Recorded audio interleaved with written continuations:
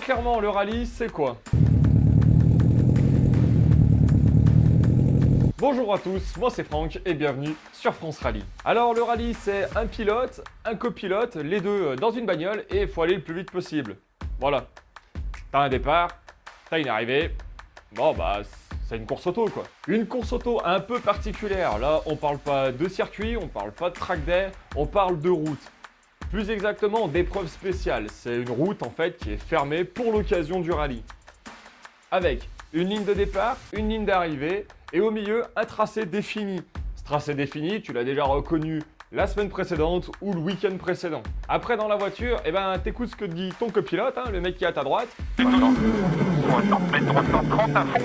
Et tu prends la pédale de gaz et t'écrases, tu soudes. Très clairement, tu roules aussi fort que t'es con et le but c'est de parcourir la distance en moins de temps possible. T'as probablement déjà entendu parler du championnat que tout le monde connaît, le WRC pour World Rally Championship, le championnat du monde des rallyes. C'est dans ce championnat qu'il y a tous les plus gros du mondial qui se battent. Sauf qu'il n'y a pas que ça. Comme on a dit, on a le WRC, la catégorie reine, avec les plus gros équipages, les plus grosses teams, les plus grosses voitures. Sauf qu'en dessous, on va en avoir d'autres. On va avoir par exemple ce qu'on appelle l'ERC pour l'European Rally Championship, qui va être, comme son nom l'indique, le championnat d'Europe des rallyes. Et ensuite, on va descendre sur des nationaux. Chaque pays aura un peu ses championnats. Chez nous, ça va être le championnat de France des rallyes. On en parlera plus clairement en vidéo. Et en dessous, on va avoir la division inférieure qui va être la Coupe de France des rallyes, avec beaucoup plus de rallyes sur la saison au nombre de week-ends total sur l'année. Évidemment, tu te doutes bien que si tu engages des voitures dans une course et que tu es loin d'être le seul, il va falloir mettre en place des réglementations. Tu es à peu près sur les plus petits plateaux, on va dire environ 100 voitures, alors que sur les plus gros, tu peux monter jusqu'à 250, voire à une époque 280 voitures engagées. Tu te doutes bien que pour que ça fonctionne, il va falloir réglementer tout ça. On va avoir aussi au milieu de tout ça, évidemment, des groupes et des catégories et des classes. D'accord? Tu te doutes bien que si tu roules avec une petite Saxo 1,6 litre 16 soupape, tu vas pas aller te tirer la bourre dans la même classe qu'un mec qui roule en Porsche avec 400 chevaux sous l'aileron. Quoique, te tirer la bourre avec une caisse moins puissante et bien plus vieille que les gars devant toi, il y en a qui l'ont fait. Et ils sont passés devant, en plus. Alors, on en parlera de ces mecs-là, avec des noms que tu connais sûrement, comme Lob, par exemple, qui, pour l'anecdote, en 2017, se pointe au rallye du Var avec une 306 kit car. Une sacrée machine, belle machine de course, sauf que mamie, elle avait quand même quelques années de retard par rapport au WRC dernière génération qui était engagé. Et il a été devant, il a quand même été devant. Salanon lui-même avec sa Fiesta a vraiment déclaré devant nous, on avait un extraterrestre. Mais on en reparlera du phénomène Lob. Alors, en parlant de légende, on parlera aussi d'autres grands noms du rallye.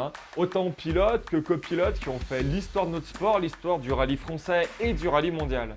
Évidemment, on verra aussi les voitures qui ont marqué des générations entières.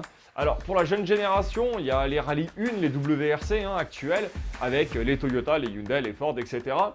Pour ceux plus de ma génération, c'était plus l'époque des kit cars, avec les 306, les Mégane, les ZX, les Ibiza, etc. Et pour les plus nostalgiques, on verra aussi les catégories et les groupes qui étaient précédents avant et surtout un qui était mythique. Dans ce groupe mythique, tu prenais une réglementation ultra permissive, tu faisais un peu ce que tu voulais, des ingénieurs à l'époque qui étaient complètement barges et qui te crachaient un moteur de 600 chevaux, une caisse sortie usine avec 4 roues motrices au carré bien propres, dedans tu collais un équipage aussi allumé l'un que l'autre, et tu obtenais un groupe qui s'appelait le groupe B qui a été évidemment interdit, mais on en fera un épisode dessus, on en reparlera de ce groupe B.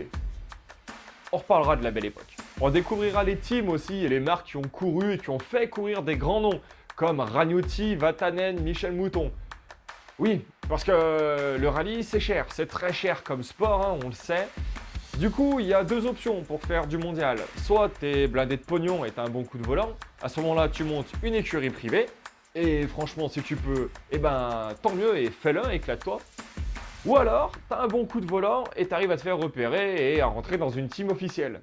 On suivra toute l'année le championnat de France, la Coupe de France et le WRC. Alors, le WRC sera vu un peu à part parce que réellement, c'est très peu d'étapes sur le nombre total de week-ends de la saison. Je veux surtout focaliser sur le championnat de France d'un côté, la Coupe de France de l'autre.